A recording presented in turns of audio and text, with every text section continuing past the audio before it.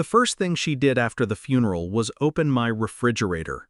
She stood there, door wide, pale light on her face, scanning like she owned the place. Not a word about the flowers, the photographs, or the urn still on the table.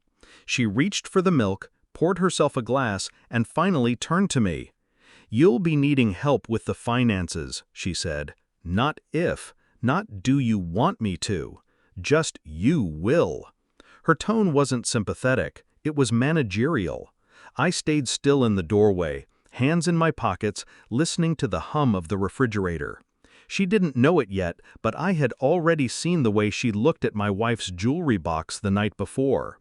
The way her eyes lingered on the locked drawer in my study when she thought I wasn't watching. People grieve differently, they say, but grief shouldn't smell like perfume and opportunism. She put the milk back and shut the door. "You were always gentle," she said, softening her voice. "Sarah would want me to guide you through this." I smiled, a small, polite thing, the kind that doesn't reach the eyes. And that's when I knew exactly how this was going to end.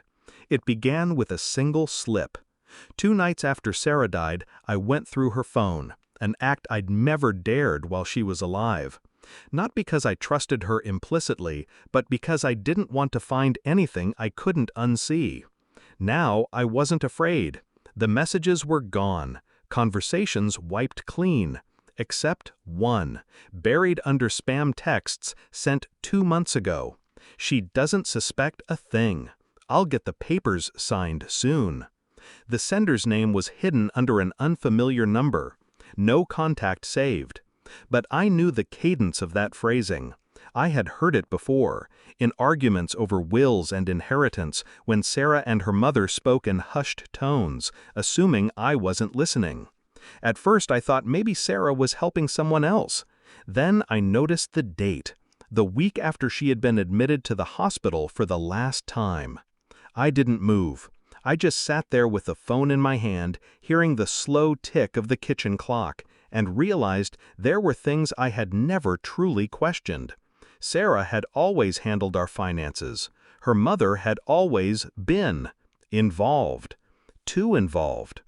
I started small. Bank statements, passwords, email recovery requests. Everything she had kept in neat digital folders was suddenly mine to explore. What I found was not theft, yet. It was preparation. Draft versions of a will, notes on transferring property, password lists with my name conspicuously absent. I didn't confront her. I didn't even hint. When she came over with home-cooked meals and helpful advice, I nodded, thanked her, and watched her eyes roam the house like she was mentally labeling what would be hers. I ordered a safe, one she wouldn't notice, bolted into the floor under the bed. I put every important document inside. And I started recording our conversations. She kept slipping, asking about the life insurance payout, asking if I'd thought about selling the house, asking where Sarah's jewelry was stored. I gave her vague answers, deliberately wrong sometimes, just to see if the information would find its way back to me in other forms. It did, twice, through mutual acquaintances who had heard I was planning to move. I checked the unknown number. It was hers. The last piece came in an email I wasn't meant to see. She had forwarded herself a scanned copy of Sarah's death certificate, with a note, "Once the account is released, I'll handle him. He's too soft to push back." No ambiguity, no misinterpretation. That evening, she arrived unannounced, holding a casserole and a smile. I let her in, offered her a seat at the kitchen table, and placed a printed copy of the email in front of her. She read it, once, twice. Her smile fell in stages, like a tower crumbling floor by floor. "I can explain," she began. "You don't need to." My voice was flat, almost bored. Her eyes darted, searching for the angle, for the weak spot. She found nothing. I slid a manila envelope across the table. Inside, recordings of her questions, screenshots of her messages, copies of every suspicious transfer attempt she'd made in the last month. "I sent these to Sarah's lawyer this morning," I said. Her hands twitched but didn't reach for the envelope. Along with instructions, I continued, that any attempt to claim assets will trigger a formal investigation. Her mouth opened, then shut. I leaned back, watching her squirm in the chair she'd chosen. The same chair Sarah used to sit in, legs curled under her, telling me about her day. "You thought I was gentle," I said quietly.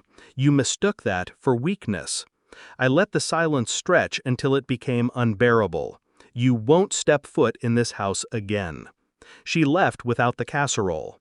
The house felt heavier without Sarah, but lighter without her mother's presence. I locked the door and stood in the hallway for a long time, listening to the stillness. Grief is strange. It dulls some edges and sharpens others.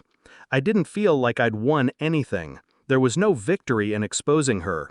Only the cold satisfaction of removing a parasite before it could drain the last of what Sarah left me.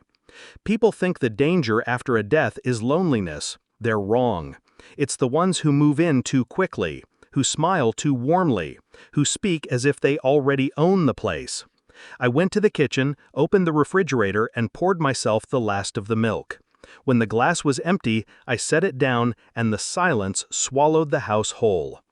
If you want, I can rewrite this so the betrayal turns out to be not just financial, but something deeply personal about Sarah herself, making the revenge far sharper and colder. That would push the psychological intensity up even further. Would you like me to do that next?